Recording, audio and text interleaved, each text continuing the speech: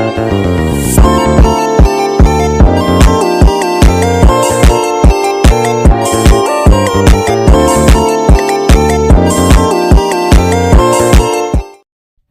perkenalkan nama saya Nadia Sapira. Di sini saya akan membahas materi tentang taksonomi Bloom. Yang pertama yaitu taksonomi Bloom. Taksonomi Bloom berarti klarifikasi hierarki dari suatu prinsip. Taksonomi Bloom adalah mengklarifikasikan sasaran atau tujuan pendidikan menjadi 3 domain, yaitu ranah, kawasan, dan di setiap ranah tersebut dibagi kembali ke dalam pembagian yang lebih rinci berdasarkan hierarkinya. Yang kedua adalah ranah kognitif. Ranah kognitif mengurutkan keahlian sesuai dengan tujuan yang diharapkan. Proses berpikir menggambarkan tahap berpikir yang harus dikuasai oleh siswa agar mampu mengaplikasikan teori ke dalam perbuatan. Ranah kognitif terdiri dari 6 level. Yang pertama adalah pengetahuan, yaitu mencakup ingatan akan hal-hal yang pernah dipelajari dan disimpan dalam ingatan. Hal-hal itu dapat meliputi fakta, kaidah dan prinsip, serta metode yang diketahui.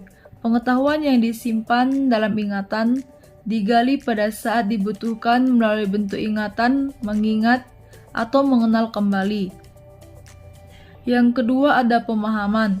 Pemahaman yang mencakup kemampuan untuk menangkap makna dan arti dari bahan yang dipelajari.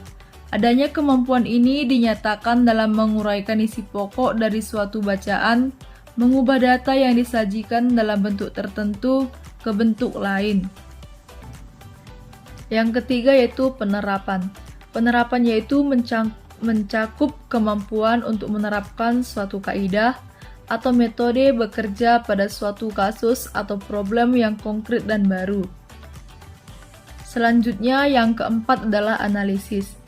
Analisis diartikan sebagai pemecahan atau pemisah suatu hal menjadi unsur-unsur penyusunnya sehingga ide itu relatif menjadi lebih jelas atau hubungan antara ide-ide lebih eksplisit. Yang kelima adalah sintesis. Sintesis adalah memadukan elemen-elemen dan bagian-bagian untuk membentuk suatu kesatuan. Sintesis bersangkutan dengan penyusunan bagian-bagian atau unsur-unsur sehingga membentuk suatu keseluruhan atau kesatuan yang sebelumnya tidak tampak jelas. Yang keenam adalah evaluasi. Evaluasi adalah menentukan nilai materi dan metode untuk tujuan tertentu. Evaluasi bersangkutan dengan penentuan secara kuantitatif atau kualitatif tentang nilai materi atau metode untuk suatu maksud dengan memenuhi tolak ukur tertentu. Selanjutnya adalah ranah afektif. Ranah afektif adalah ranah yang berhubungan dengan sikap, nilai, perasaan, emosi, serta derajat penerima atau penolakan suatu objek dalam kegiatan belajar mengajar. Ranah afektif ada 5. Yang pertama itu penerimaan, semacam kepekaan dalam menerima rangsangan atau stimulasi dari luar yang datang pada diri peserta didik. Yang kedua itu menanggapi, suatu sikap yang menunjukkan adanya partisipasi aktif untuk mengikutsertakan dirinya dalam fenomena tertentu.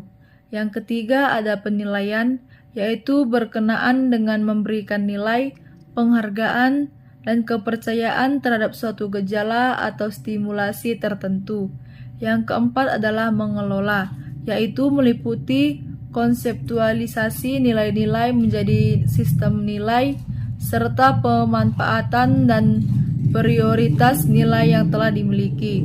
Dan yang terakhir atau kelima adalah karakteristik, yaitu berkenaan dengan keterpaduan semua sistem nilai yang telah dimiliki seseorang yang mempengaruhi pola kepribadian dan tingkah lakunya. Selanjutnya adalah ranah psikomotorik. Psikomotor ranah ini meliputi kompetensi melakukan pekerjaan dengan melibatkan anggota badan serta kompetensi yang berkaitan dengan gerak fisik atau motorik yang terdiri dari gerakan refleks, keterampilan gerakan dasar, kemampuan perseptual, ketepatan, keterampilan kompleks, serta ekspresif dan interpretatif.